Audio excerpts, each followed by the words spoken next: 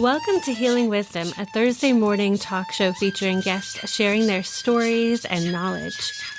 We discuss the healing aspects of the arts, metaphysics, social justice, and adventure through all types of terrain. So join me, Pandora Peoples, here on WOMR 92.1 FM in Provincetown and WFMR 91.3 FM in Orleans. We're streaming worldwide at WOMR.org. Camille Madison is an Aquinnah Wampanoag tribal language educator and organizer for environmental justice. Thank you, Camille, for being with us. Thank you. Tell us about the rights of nature. The rights of nature, I think, is about being able to recognize that our ecosystems, all of the life forms, whether they be plants, trees, the waters, animals, the creepy crawlers, mountains, rivers, understanding that all of nature has rights, just as human beings have rights. And it's doing what's good for other species, what's good for the waters, what's good for the planet, doing what is good for the world as opposed to just what is good for human beings. The rights of nature recognizes that all life on our planet are deeply related and intertwined, which is in line with most, if not all, indigenous traditions. We recognize that we're all connected. And because of that, our values and our decisions are based on what is good for the whole, for the entirety, not just us as humans. So can you talk about your environmental activism and what are the issues that you're dealing with right now? Yeah, sure. So one of the first things I would like to mention is bring awareness to is the pine barrens here in southeastern Massachusetts specific. They're very unique with very unique ecosystems, very unique plants and animal life and trees. And we know that right now in areas like Carver, Wareham, and Plymouth, they are being clear cut. The pine barrens are being clear cut.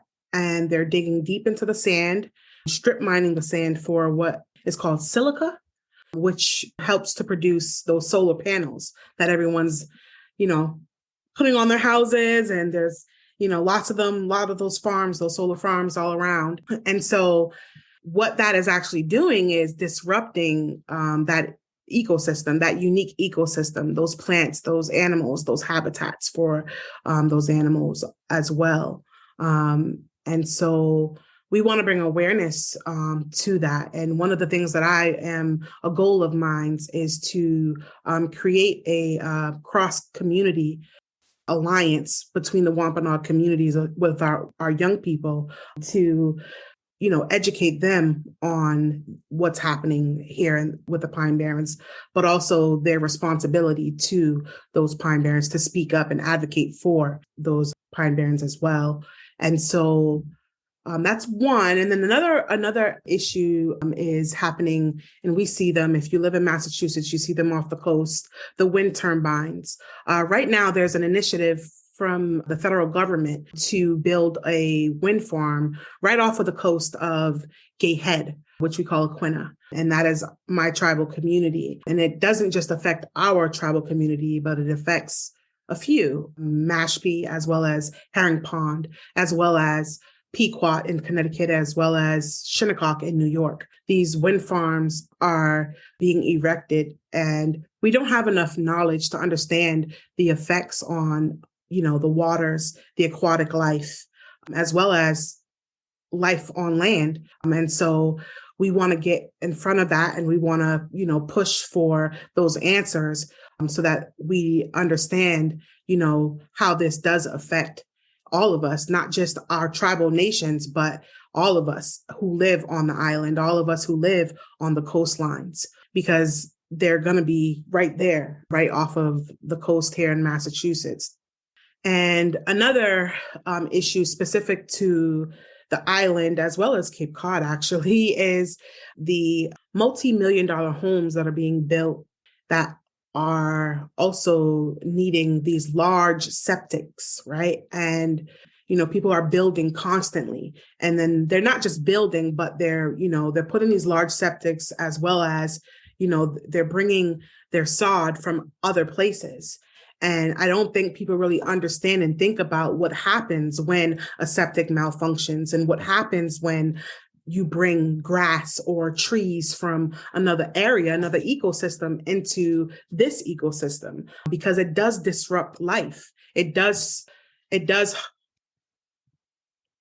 an obstacle for our sustenance, really. And I say that because we even noticed a few years ago that there were no scallops, at a time where our people traditionally, fish and shellfish, those things that we normally would find weren't there in number, so we know that these things are disrupting the ecosystems and disrupting the things that naturally grow and live here, those life forms. And we don't really understand, the effects of how those things, affect our livelihood, So those are just a few of the issues that I can talk about right now, just as far as, just what is concerning us. Another issue is, us being able to access the water and shellfish and hunt and forage freely as we've done. That's a part of who we are. It's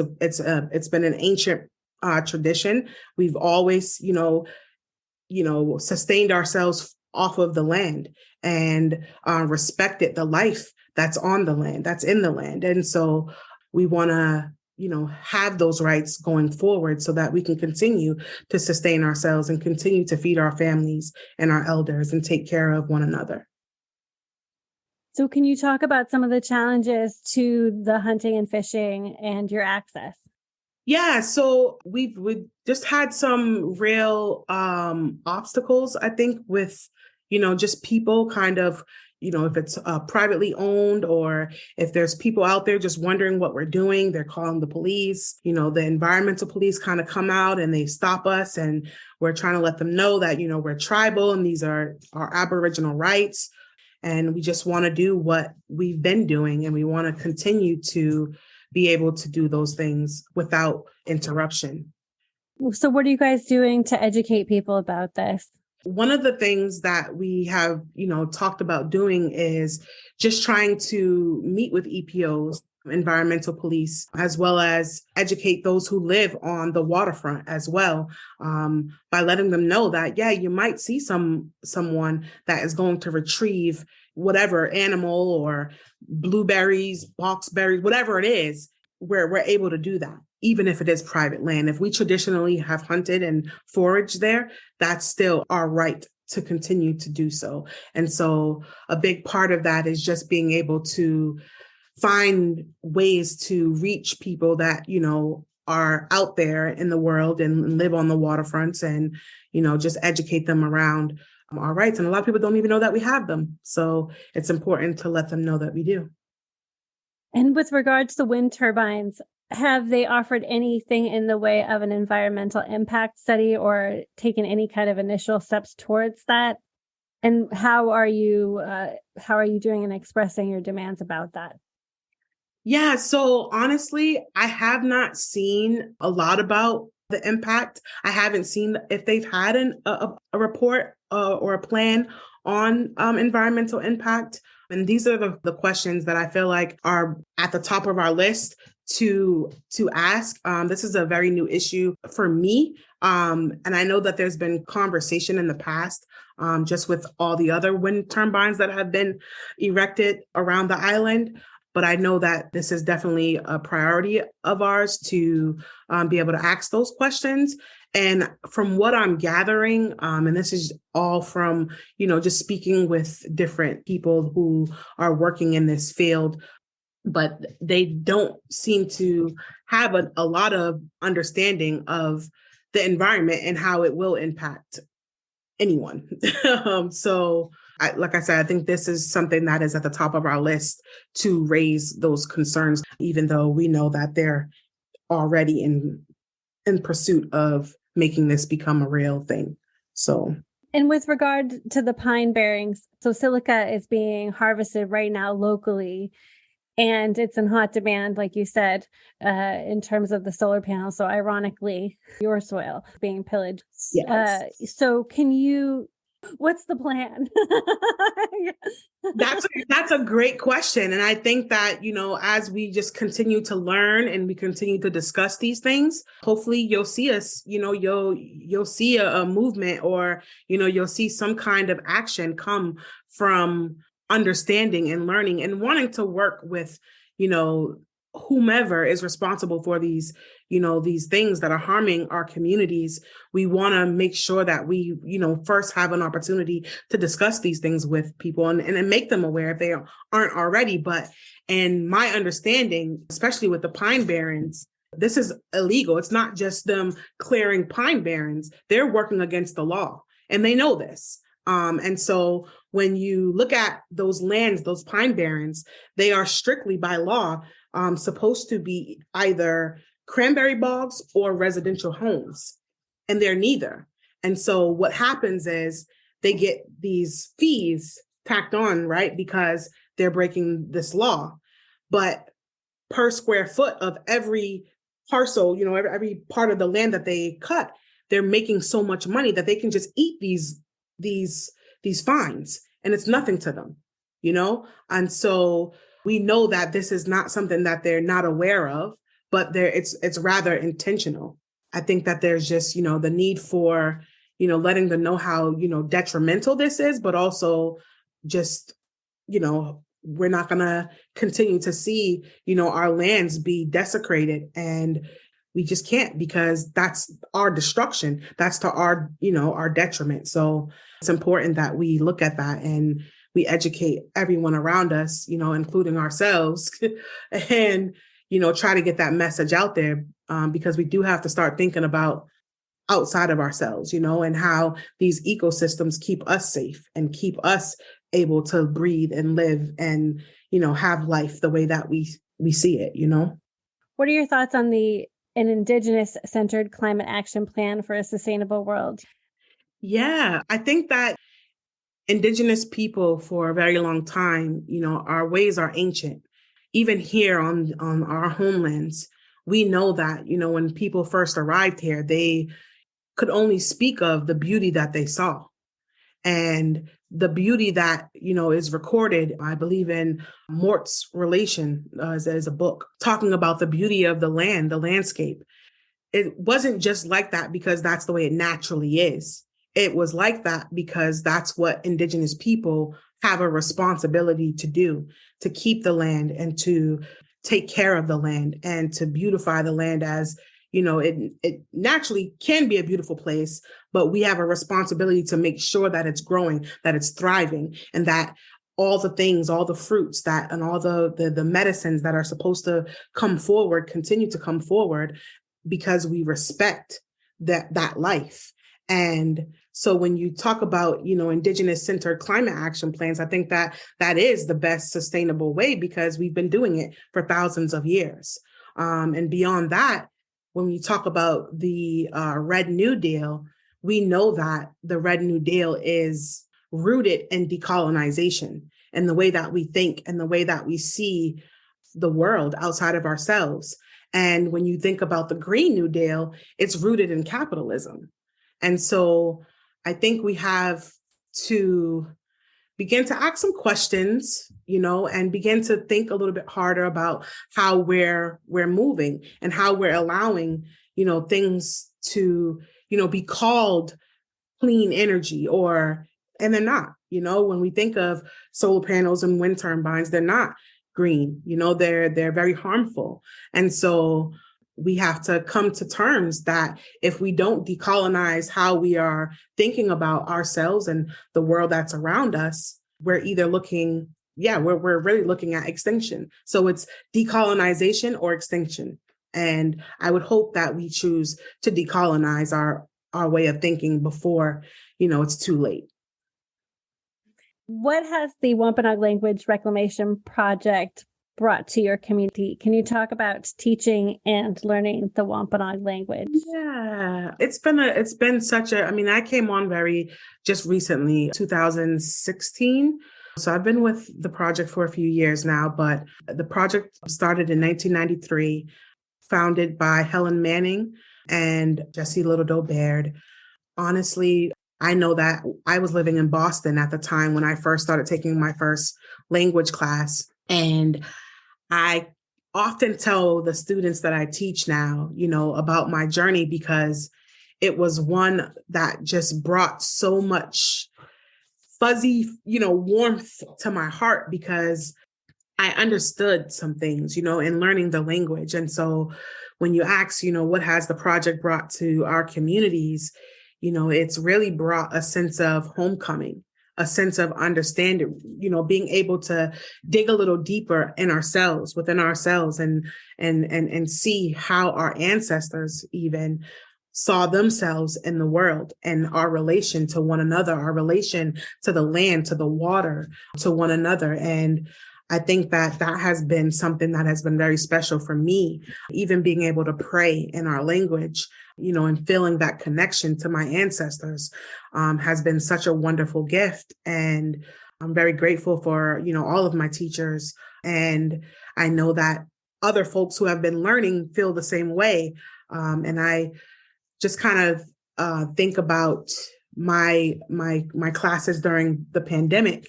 I was part of teaching one of the first virtual classes of language, because before they were all done in person.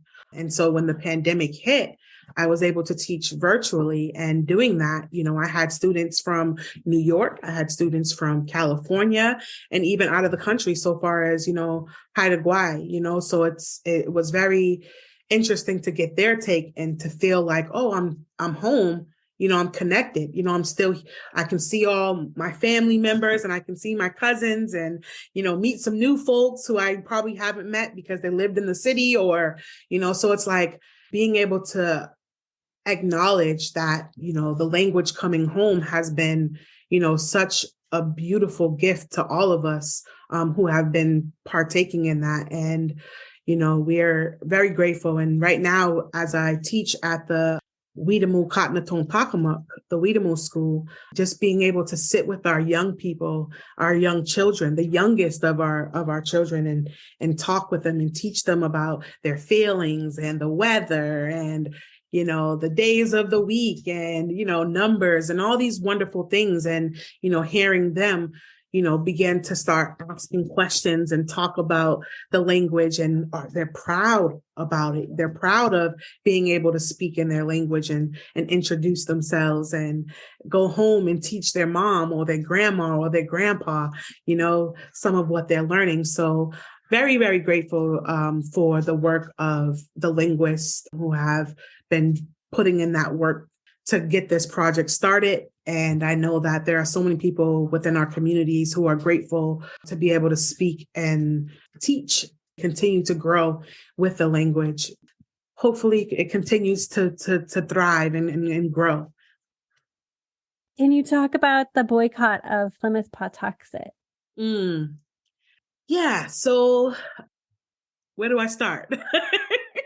So I know that, in times past, Wampanoag people, enjoyed working at the museum, and they enjoyed working there because there were people in positions of leadership who taught them how to do many different, traditional skills, and taught them the true history of what happened here. And so one of the things that we're grateful for is that opportunity to have that, because a lot of people brought their children to work, and their children were there, at the home site, and, living out of the Witu, and cooking and, weaving and building the Witu and starting fires and, doing all the things that we would traditionally do. And it became such a wonderful learning experience. But unfortunately, some of our people were also told, not to share the full story of the history, the part that brought people to heart-wrenching understanding, where it was, wow, that really happened here, where there might have been some tears, or there might have been some tough points to make, but people were told not to teach that, and to kind of keep with the happy, Pilgrim and Indian story. And that's a skewed history. And we didn't want that. And we wanted to tell history, how it happened, because it happened. And whether it's sad or happy, we had to continue to control that narrative because it was a part of who we are today as well. And so with that, we also noticed that folks were being overlooked for positions within the museum in leadership roles. And so because of that, one of the things that a few folks who have gotten together have started to look at is the infrastructure within the museum and noticing that there are no Wampanoag people at the board level. There are no Wampanoag people at the executive director level, at any type of directors with any real authority. And so we question that. You have Wampanoag artifacts, you have Wampanoag, a Wampanoag home site. You need Wampanoag managers, you need Wampanoag directors, you need Wampanoag input. And so we want, and we're having this conversation right now with Plimoth Pautuxet, and we're hoping that, something good does come out of it. But the first things first is we want them to acknowledge the harm that they've caused people while working at Plimoth Pautuxet in the past. And so ensuring that if we continue to work with them, that we will be put in leadership positions and that where we won't be harmed. We will have a safe place to do this work. But if we can't do that, then we'll tell our story without the museum. But the interesting thing is when you tell the Pilgrim story, you can't tell the Pilgrim story without telling the Wampanoag story because they go hand in hand. So we want to give them that opportunity. We've had meetings with them in the past, and we're hoping to continue to meet with them, and hopefully things work out. But right now, we're seeing where things are just not, as balanced as they could be. And so staying hopeful for that as well.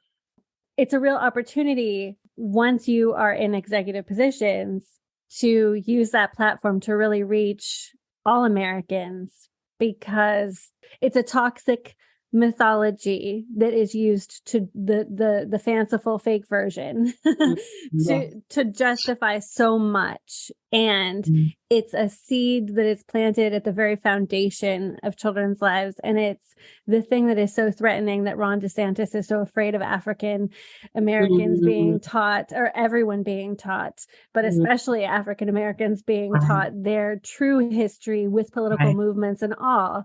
It's, but the truth will set us free. And from there, we can build a better society.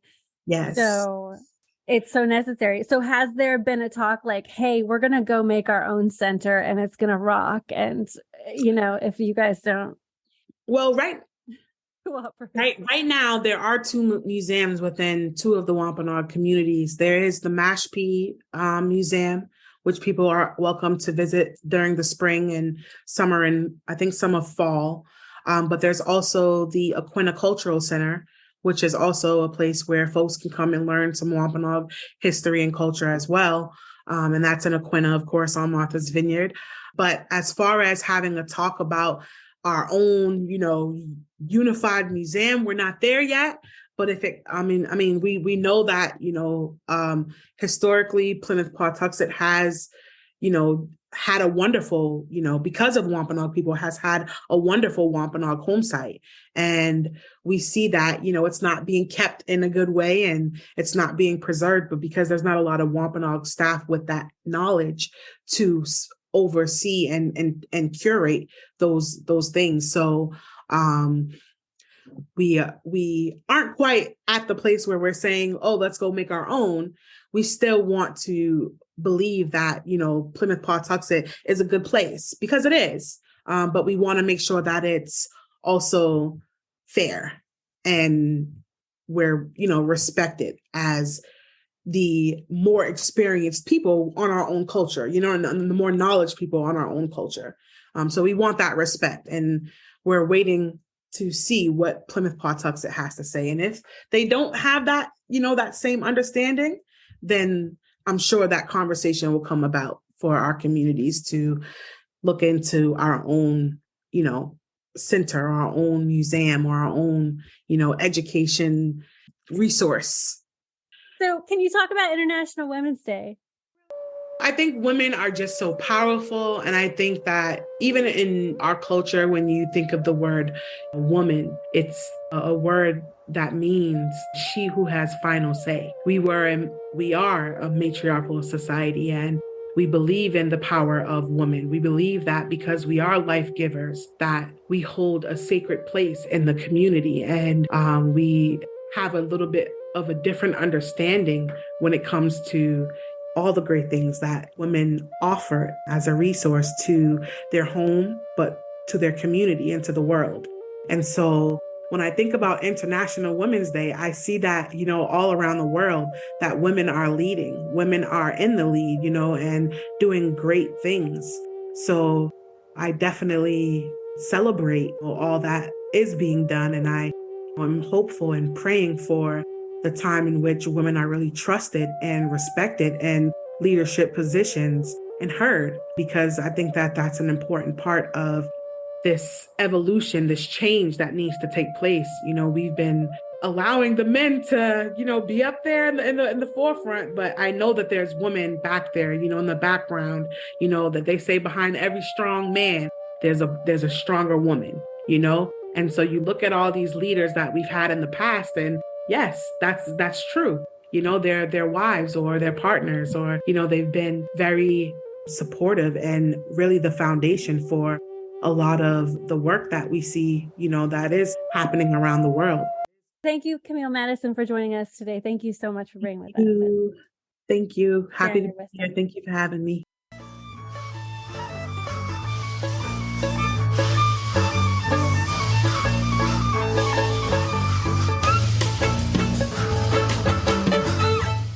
You've been listening to Healing Wisdom at Outermost Radio. All of our shows are podcasts at WOMR.org. Also check out healingwisdomradioshow.com and contact me at pandora@WOMR.org.